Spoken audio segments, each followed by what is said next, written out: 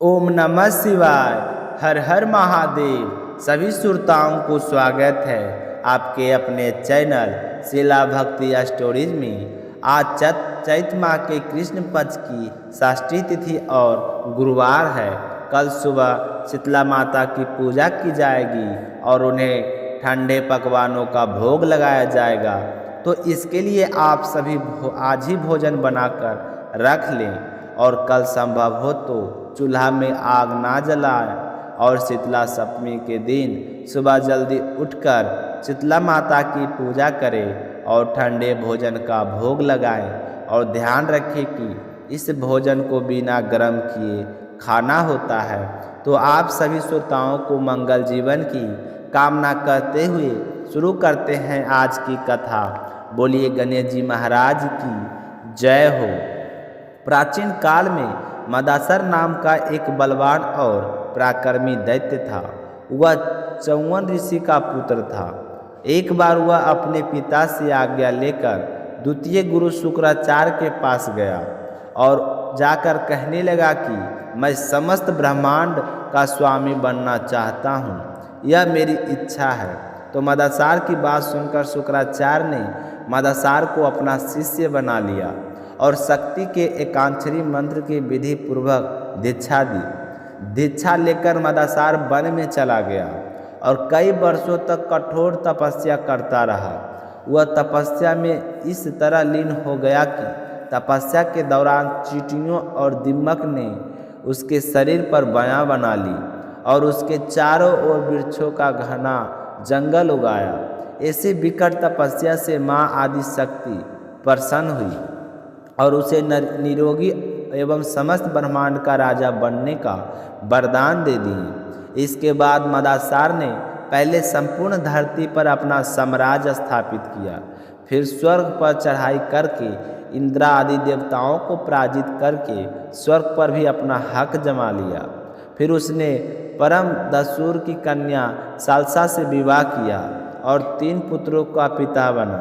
अंत में उसने भगवान शिव को भी पराजित करके सब तरफ असुरों का शासन स्थापित कर लिया। इसके चलते पृथ्वी पर समस्त धर्म कर्म लुप्त हो गए। चारों ओर हाहाकार मच गया। सारे देवता और मुनि बुरी तरह से दुखी हो गए। उनके दुखों का कोई अंत का ठिकाना नहीं था। इस दुविधा से चिंतित देवता सनत कुमार के पास गए और असुर के विनाश और धर्म स्थापना का उपाय पूछने लगे। तो सनत कुमार ने सबको श्रद्धापूर्वक भगवान एक दंत की उपासना करने के लिए कहा। तो उनकी सलाह मानकर समस्त देवगण एक दंत की उपासना करने लगे। 100 वर्ष तक कठिन तपस्या करने के बाद मस्क पर भगवान एक दंत के रूप में प्रकट हुई और कहा कि देवताओं, मैं तुम्हारी भक्ति और श्रद्धा से बड़ा ही प्रसन्न हूँ। तुम मुझसे कोई वरदान मांगो। तो यह सुनकर सारे देवता बड़े ही प्रसन्न हुए और एक दंत गणेश जी को प्रणाम करके कहने लगे कि हमें मदासार के प्रकोप से मुक्ति दिलाई। दंत ने हमारा उनका मनोरथ पूरा करने के लिए आशीर्वाद दिया। जब यह खबर नारद जी को लगी तो देव ऋषि नारद ने मदासार को सूचना दी कि देवताओं को निर्भय करने के लिए तुम्हें प्राण हरने के लिए आ रहे हैं। तो जब मदासार ने सुना तो उसे बहुत ही गुस्सा आया। घमंडी मदासार अत्यंत क्रोध में अपनी विशाल सेना लेकर एक दंत से युद्ध करने के लिए चल दिया। तो बीच रास्ते में ही उस मुश्क पर सवार भयानक आकृति वाली हाथ में परशु आदि आयुध के लिए हुए एक दंत से हो गई। तो एक दंत ने असुरों से कहा कि अगर तुम जीवित रहना चाहते हो तो देवताओं से द्वेष छोड़ दो और उनका राज्य उन्हें वापस कर दो। अगर तुमने ऐसा नहीं किया तो तुम्हारे साथ तुम्हारे स्वामी का भी वध निश्चित है। यह सुनकर असुरों और मदासार को बहुत ही गुस्सा आया। गुस्से में मदासार ने युद्ध भूमि पर एक दंत को ललकारा और जैसे उसने अपने धनुष पर बाण चढ़ाना चाहा तो एक दंत ने अपने परशु से उस पर वार किया और वह बेहोश होकर गिर गया। जैसे उसकी बेहोशी टूटी तो उसे सब कुछ समझ में आ गया कि इस युद्ध की जीत पाना मुश्किल है। वे सर्व समर्थन परमात्मा हैं। तो मदसार ने हाथ जोड़कर स्तुति करते हुए कहा कि हे प्रभु, मुझे क्षमा करो, अपनी भक्ति और आशीर्वाद प्रदान करो।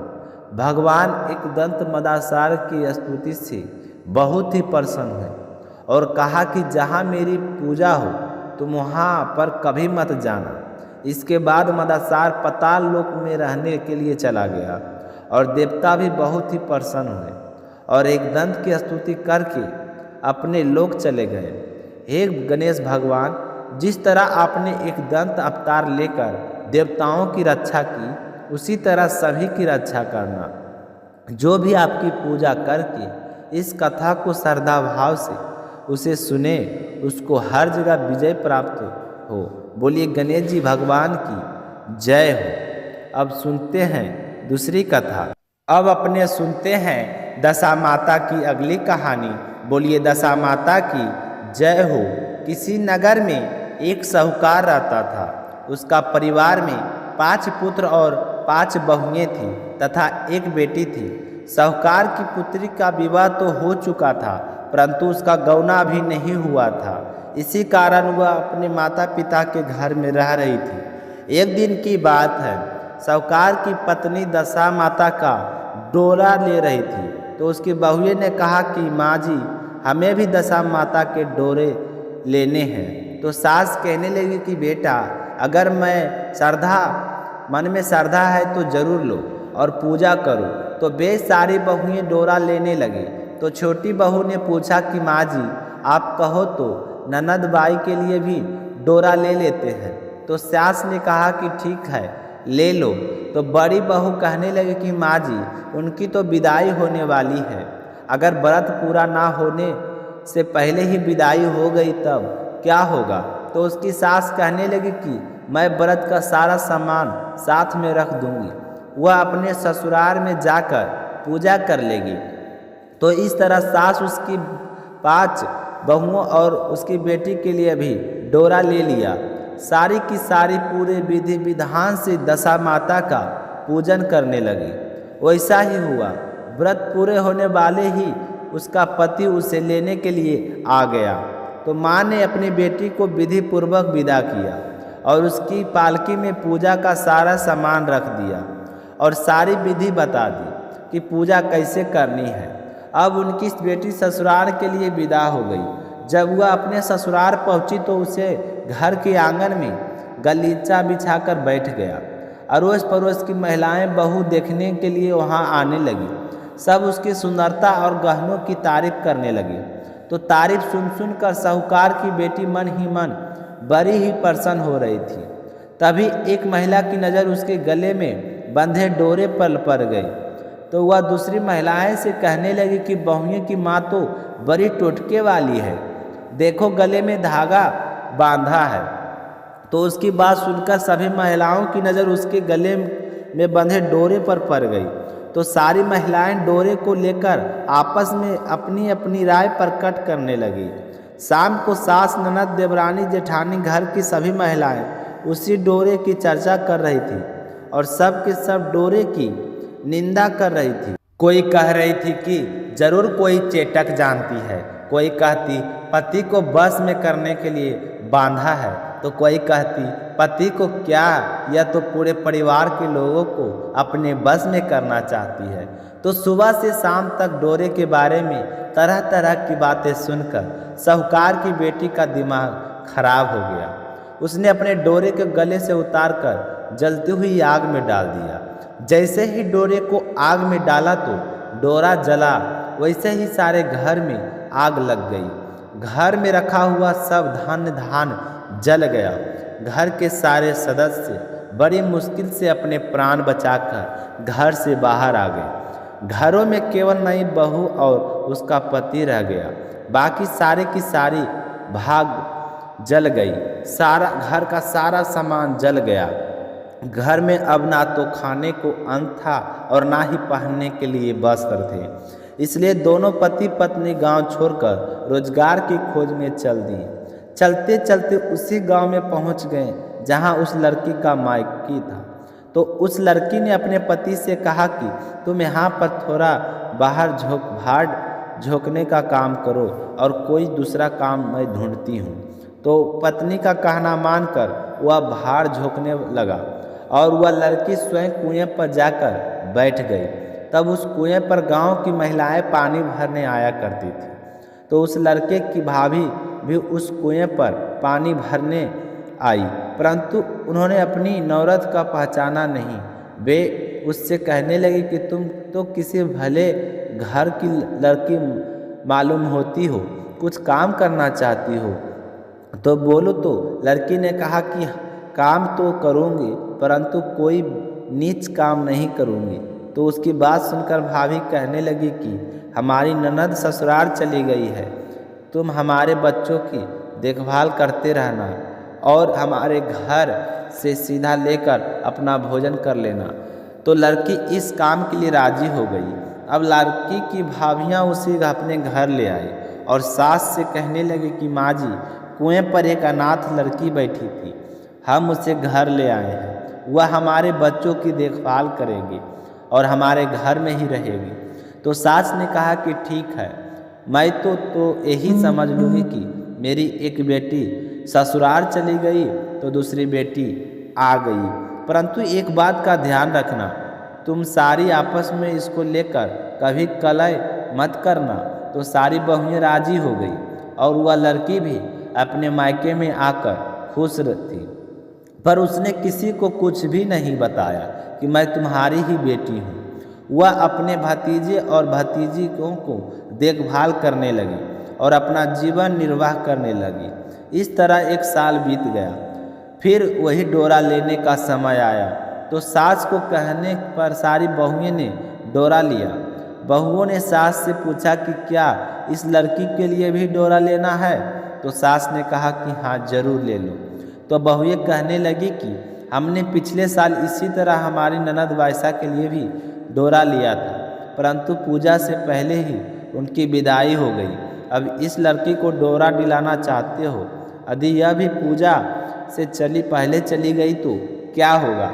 तो सास कहने लगी कि ननद, तुम्हारी ननद अपने घर जाकर पूजा की होगी।